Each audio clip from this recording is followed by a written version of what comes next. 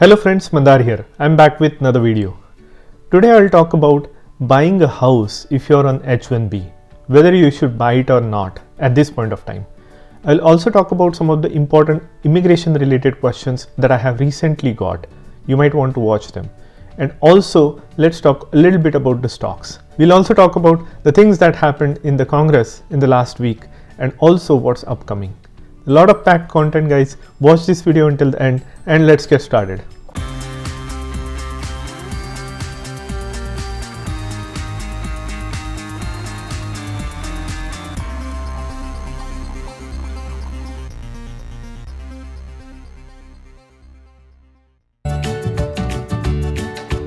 If you are here for the first time, welcome. My name is Mandar and I make immigration and lifestyle related videos for US and Canada. I'm not an immigration lawyer, so anything that I say on this video or on my channel is for information purpose only.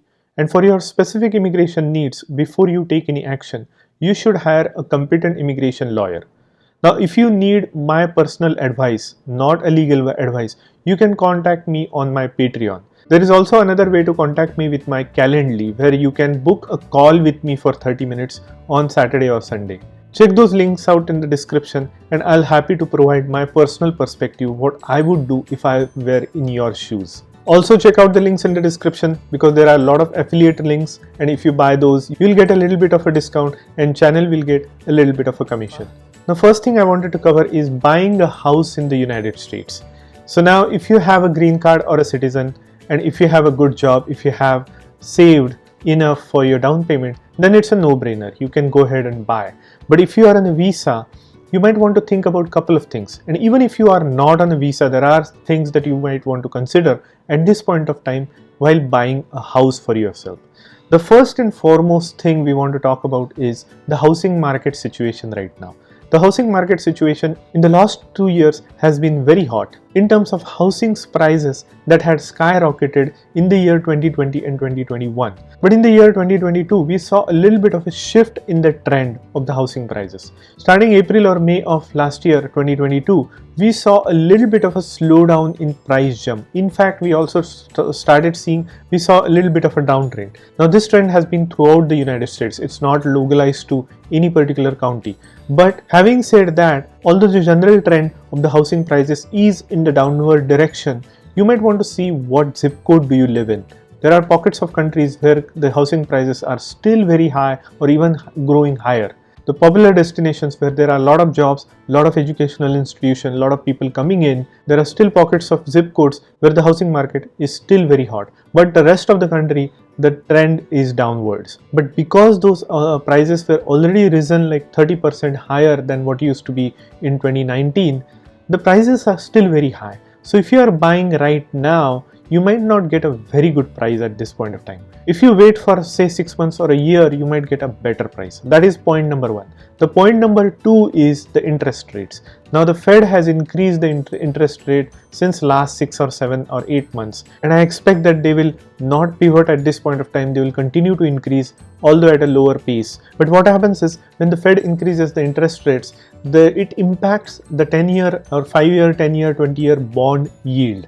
When that happens, it's directly correlated to the interest rates for the housing or borrowing the money for buying a house. So we are seeing that just about a year or year and a half back, the interest rates for buying a house were below 3%. But now if you look at it, it's close to 7%. So that's a big jump of 4%. Although it may not sound in terms of numbers, if you look at your money borrowed and if you plunk in the numbers of 3% versus 7%, you will see there is a huge difference in the monthly payment. So that is the second point that you want to see or consider.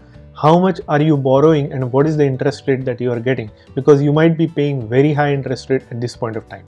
Another point is if you have the cash and if you are buying out cash, then these things don't matter. Although the housing price still remains the contention. Now, important thing about being on a H1B versus having a green card or a citizenship is that your interest rate might get impacted if you are on a H1 or on a non-immigrant visa. This is because the visa is only for a certain duration and bank does not get that assurance or warm fuzzy that you will pay back the loan when your visa is only for 2 or 3 years. So that can impact your rate of interest. Another thing is, if you're in the middle of extension of your visa and if your extension has not come in, then that can even deny you your application when it goes through underwriting for the final. This has happened with me in the past. Somebody put an offer on my house. They had a pre-approval, but when we went through the deal, when it was time to close the loan for the buyer's loan did not get approved by the underwriter, because it turned out that the buyer was on a visa. He was still waiting for his visa renewal to come back. So the bank did not approve their role. So those are the kind of things that you might want to consider if you want to buy a house right now.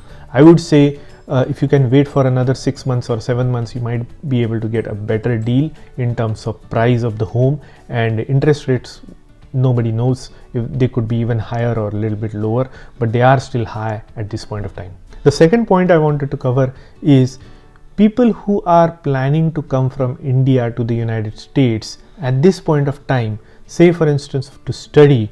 I made a special video just before this one last week, and you might want to check that video out. You also want to share that video with anybody who you know back in India is planning to come to the United States for studies, or students, or on a student visa. It's really important that they are made aware of the visa situation in the United States, especially for backlog countries. I talk about that in my previous video, how people are oblivious to the fact that once they get the visa, they think that, okay, you got an admission in the brightest college, you get a job in the tech industry, and your life is fine. But that's not the case, because you are still on a visa and your Part 2 green card is very long. So those are the things that people should consider before considering United States to come for studies. So watch my video and do share that video with somebody who is going through the process. It will greatly help them.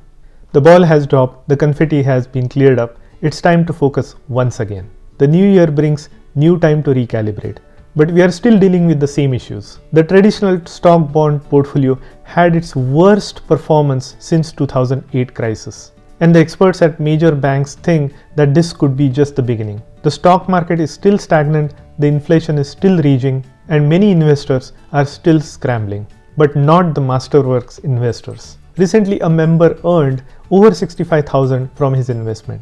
And I'll let you in on a secret. He would have never invested in this asset before knowing about Masterworks. And it's not just one user. Masterworks' 3 most recent exits delivered returns of 10%, 13% and 35% in just last 2 months. See, with Masterworks, you can invest in SEC qualified offerings of legendary artwork for a fraction of the art's whole cost. Now, I'm no art expert and I'm not a millionaire, but Morgan Stanley says assets like art with low correlation to the stock market are becoming more popular. Over 600,000 people have signed up so far, and with the market looking shaky for the foreseeable future, demand is growing. Offerings have even sold out in under an hour, but my subscribers can get priority access at the link in the description. So check out the link in the description for Masterworks and get the priority access through Wisdom Trends link. Now let's continue with our topic.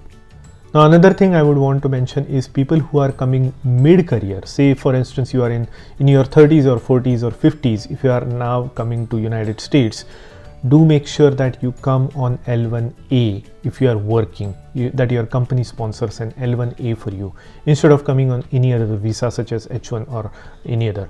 Because if you have the plan to stay here long term or to settle here in your mid-career, and if you come on H1B, you will most likely be sponsored for EB2 or EB3. And at this point of time, I don't need to tell you that how much is the wait time for EB2 and EB3. So if you are in the mid-career and if you are planning to come to the United States to settle, L1A or EB1 might be your best choice. But remember that not everybody can come through EB1, because only a small percentage of the entire population can come on EB1, can apply through EB1. The rest are going to be in EB2 and EB3, and that is a very long path for your immigration in the United States. Again, if you want to reach out to me for your personal situation, what I would do if I were in your case, do reach out to me on my Patreon or set up a call with me on my Calendly. Layoffs are still happening. We saw in the last couple of months, big companies like Meta and Amazon did some big layoffs. They are still continuing. Amazon has announced another 18,000 people that will be laid off in the next couple of days. and also Salesforce. Salesforce went through one round of layoffs, and they are still going to do more layoffs. So there are a lot of tech layoffs going on, and if you are on a green card, that should be fine, or citizen. But if you are on an H1B, do check out my video on the 60 days grace period situation. There are also other options that I have mentioned that you might want to consider if you happen to be in a situation where you get laid off while on H1B. Another thing is there is also option to go to Canada. Do check out my video on Canada immigration. I made it just recently in the last month, that has a lot of information on how you can maintain your job while working from Canada for a US employer. Also, if you want to move permanently to Canada, that is not a bad idea. If you have your priority date anywhere after 2016 or 2017, you are going to have a very long wait. So you might want to consider going to Canada, getting their citizenship, and living a visa-free life over there. And then in the future, if you decide to come back, there are other pathways to consider coming back to United States. If you are following the news of the Capitol Hill, you may have seen what happened in the Congress last week. There was a race for the Speaker of the House, and Kevin McCarthy, who is the leader of GOP, he was trying to get the speakership and did not get the votes.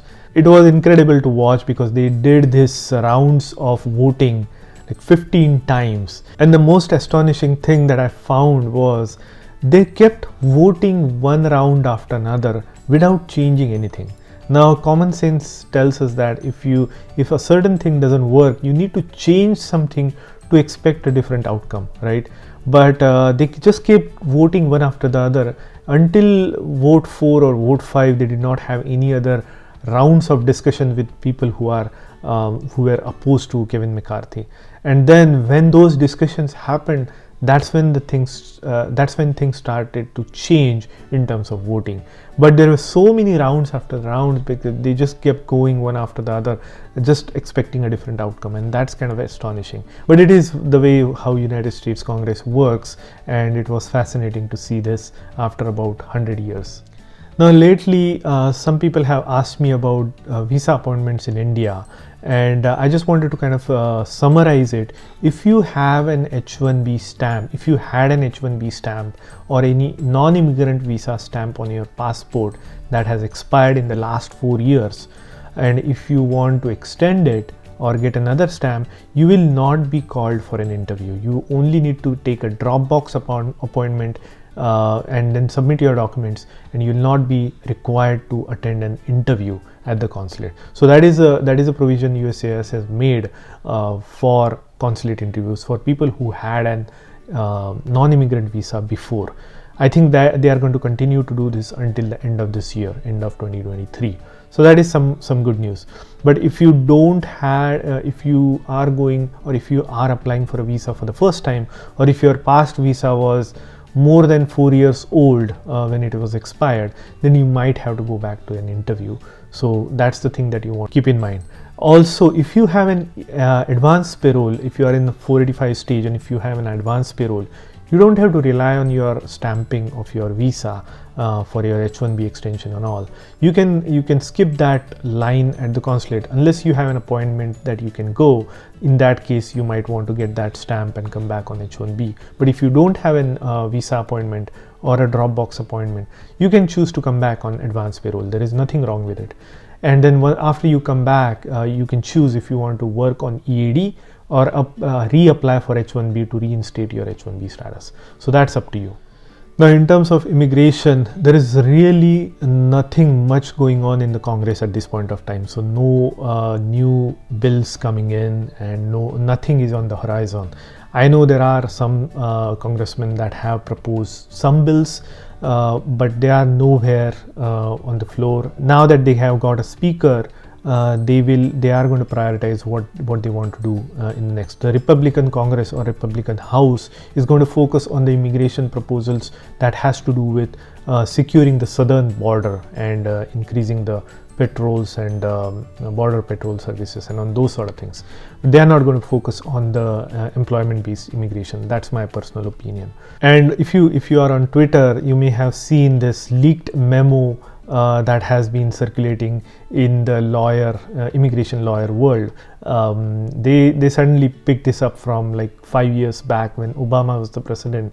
This leaked memo was from that time, and I don't know why lawyers are bringing it up again, but it has some provision which says that DHS or Department or USCIS can make a decision to give out EADs for people who have their I-140 approved. That did not happen last time around, and I'm not sure if Biden even has the visibility on this, or even has an appetite or interest in giving out EADs to people who have I-140s approved. But that's just something I just wanted to mention because it is going around on Twitter. By the way, if you aren't following me on Twitter, I highly encourage you to follow me on Twitter. My handle is @MandarKasture, and you can find it on the screen. Another thing that is coming up is fee increases for visas, so H1B and even for immigrant visas. So I don't know the full list of things or full list of immigrant and non-immigrant visas where the fees are increasing, but they are coming soon. So that was supposed to happen like 2 years back, but that did not happen for various reasons, but now it is happening. So in the last video I mentioned that I want to disclose 5 stocks with you that I'm personally interested in investing this year, but I want to take a pause here. As I mentioned in my previous couple of videos, now is not a time to invest in stock or buy any more of stock. Now is the time to pause and look how much the market is going to bottom further. There's still going to be a little bit of a downward trend in the stock market, in S&P 500 and Nasdaq. So it might be wise to hold off for next couple of weeks before you buy any long-term stocks. But there are 5 stocks that are in my mind that I'm going to start buying pretty soon in the next couple of weeks. And as soon as I am ready, I will let you know what my 5 picks are in the stocks. So really that's all I wanted to say in this video. If you like the content of this video, please hit the like button and consider subscribing to my channel, and I'll see you in the next one.